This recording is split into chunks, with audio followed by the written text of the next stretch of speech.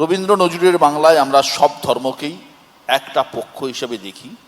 Durga Puja, Eid, Christmas সবই আমাদের কাছে উৎসব। এটা আমাদের অত্যন্ত দুর্ভাগ্য যে এই আজ অনুষ্ঠানে হিন্দু মুসলিম দুই ধর্মের দুই প্রতিনিধিকে ডাকতে হয়েছে। পরের বক্তা মোহাম্মদ বাকিবিল্লাহ মোল্লা, প্রেসিডেন্ট অল ইন্ডিয়া ইমাম অ্যাসোসিয়েশন। বিসমিল্লাহির রহমানির রহিম। ইন দ্য নেম অফ আল্লাহ। প্রথমেই বলবো, প্রথমে আমরা মানুষ, তারপরে ধর্ম। মানুষ বাঁচলেই ধর্ম বাঁচবে।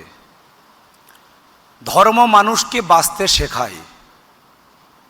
প্রত্যেকটি ধর্মের মূল কথা মানুষ কিভাবে ভালো থাকবে, মানুষের জীবন যাপন কিভাবে ভালো করা যায়, প্রত্যেকটি ধর্মের এটাই মূল কথা।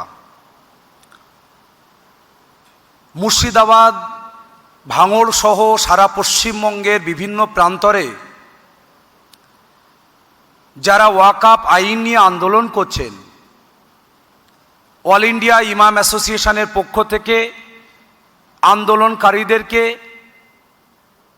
বিশেষভাবে আবেদন করতে চাই, আপনারা আন্দোলন করুন শান্তিপূর্ণভাবে। মানুষকে কষ্ট দেওয়া ইসলামে নিষেধ আছে। রাস্তা অবরোধ করা, গাড়ি ভাঙচুর করা, অগ্নিসংযোগ করা ইসলাম কোনোদিন অনুমোদন দেয় না। আজ ভারতবর্ষে 2014 সালে এই সাম্প্রদায়িক বিজেপি সরকার ক্ষমতায় আসার পরে তাদের সমস্ত আইনটা সংখ্যালঘু বিরোধী, সংবিধান বিরোধী। ভারতবর্ষের সংবিধান ভারতবর্ষের প্রত্যেকটি নাগরিককে কে কি খাবে, কি পড়বে, কে কি ধর্ম পালন করবে, এটা তাদের নিজস্ব একান্ত ব্যাপার। এটা সংবিধান ডিসাইড করে দিয়েছে।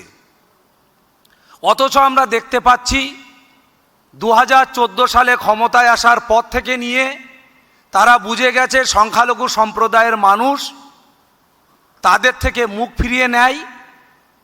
সেই জন্য তারা বিভিন্ন রকম আইন করে এই সংখ্যালঘু সম্প্রদায়ের মানুষদেরকে বিপাকে ফেলতে চায়।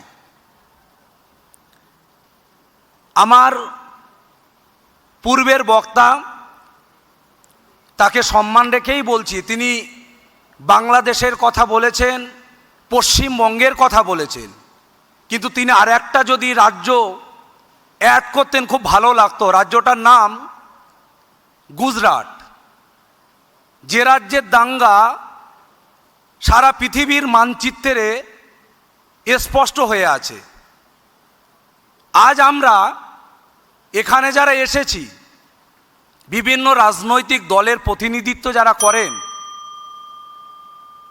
আমরা যারা মানুষ, আমরা কখনো দাঙ্গা চাই না। দাঙ্গা, প্রকৃত দাঙ্গাবাজদের কোনো ধর্ম হয় না। প্রকৃত হিন্দুরা, প্রকৃত মুসলিমরা কখনো দাঙ্গা করতে মানুষকে বলে না।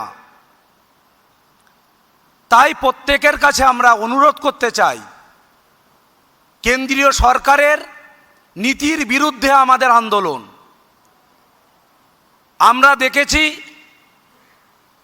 প্রচুর হিন্দু সম্প্রদায়ের মানুষ, শিখ, জৈন, বৌদ্ধ সম্প্রদায়ের মানুষ, তারা আমাদের সাথে সাথ দিয়ে এই ওয়াকফ আইনের বিরোধিতায় রাস্তায় নেমেছে। আমাদের লড়াই হিন্দুদের বিরুদ্ধে নয়, আমাদের লড়াই কেন্দ্রীয় সরকারের জনবিরোধী নীতির বিরুদ্ধে লড়াই।